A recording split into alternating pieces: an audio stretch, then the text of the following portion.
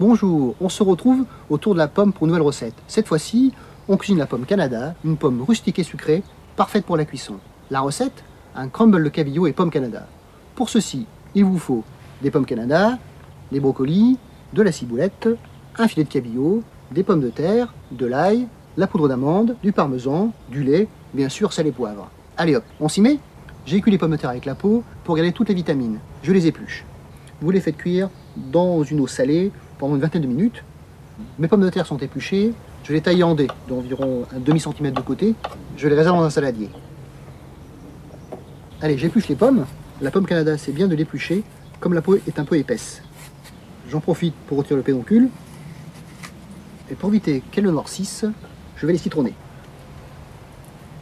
Et je les taille en dés, comme les pommes de terre. Voilà, mes pommes sont presque taillées, on passe au poisson. Donc on va faire un court bouillon au lait. On sale, on n'hésite pas. Une pointe d'espelette. On parfume ensuite notre court bouillon à l'ail. Alors on s'embête pas, avec le plat d'un couteau on vient écraser.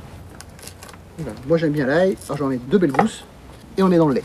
Mon court bouillon est terminé, on taille le poisson. Alors 2 beaux morceaux et je le plonge dans le lait frémissant. J'ajoute mes pommes. On ajoute des brocolis.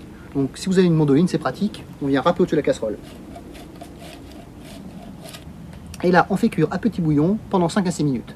Alors prenez l'habitude de cuire les poissons blancs dans du lait pour conserver leur moelleux et leur blancheur. Alors on termine la préparation. On ajoute la ciboulette.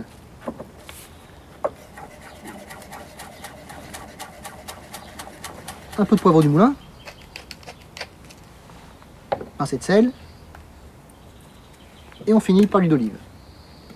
Allez, je rajoute les pommes, le cabillaud et les brocolis pommes de terre. Ma garniture est prête, je vais remplir mes ramequins. Alors on y va. Des pommes, du cabillaud, du brocoli, c'est magnifique. Mon ramequin est rempli aux 3/4, je passe au crumble. C'est un crumble salé, on va mettre du parmesan, de la poudre d'amande, temps pour temps, autant de l'un que de l'autre. Un peu de couleur avec le brocoli, une petite pointe d'espelette, et au lieu de mettre du beurre, on met de l'huile d'olive.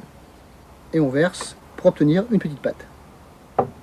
Alors on fait ça à l'œil, hein. On rajoute un peu d'huile d'olive pour obtenir un mélange un peu sableux. Allez, on termine la recette.